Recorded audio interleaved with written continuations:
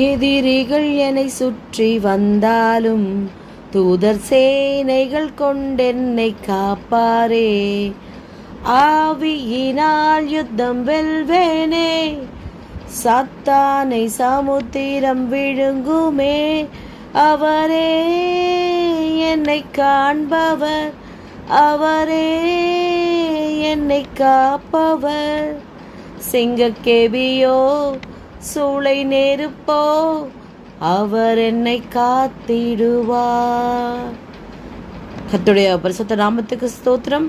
பிரியமானவர்களே, இந்த 109ஆம் நாளுக்கான விசுவாச அறிக்கை, அது சங்கீதங்களின் புத்தகம் 57ஆம் அதிகாரம் 3ஆம் வசனம். என்னை விழுங்க பார்க்கிறவன் என்னை நிந்திக்கையில் அவர் பரலோகத்திலிருந்து ஒத்தாசை அனுப்பி என்னை ரட்சிப்பார். சேலா.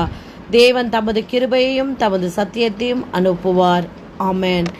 ஆம் பிரியமானவர்களே, தேவன் தாமே நம்மை அதிகமாய் நேசிக்கிறவர்.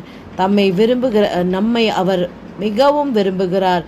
எனவே நமக்கு விரோதமாய் உருவாகிற சத்துருக்களை அவர் யுத்தம் பண்ணி வீழ்த்துவது மாத்திரம் அல்லாமல், பரலோகத்திலிருந்து நாம் எப்பொழுதெல்லாம் அவரை கூப்பிடுகிறோமோ அப்பொழுதெல்லாம் நமக்கு ஒத்தாசை அனுப்பி நம்மை பாதுகாக்கிறார், ரட்சிக்கிறார், தப்புவிக்கிறார்.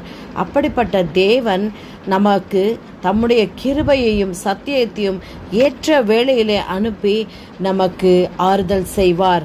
அப்படிப்பட்ட உன்னதமான கர்த்தரை நாம் இப்பொழுது அவருக்கு முன்பாக நாம் அறிக்கையிடுவோமா? கர்த்தாவே, என்னை விழுங்க பார்க்கிறவன் என்னை நிந்திக்கையில் நீர் பரலோகத்திலிருந்து எனக்கு ஒத்தாசை அனுப்பி என்னை ரட்சிப்பீர். தேவன் தமது கிருபையையும் தமது சத்தியத்தையும் ஏற்ற வேளையிலே எனக்கு அனுப்புவீர் என்று விசுவாசிக்கிறேன். ஆமென்.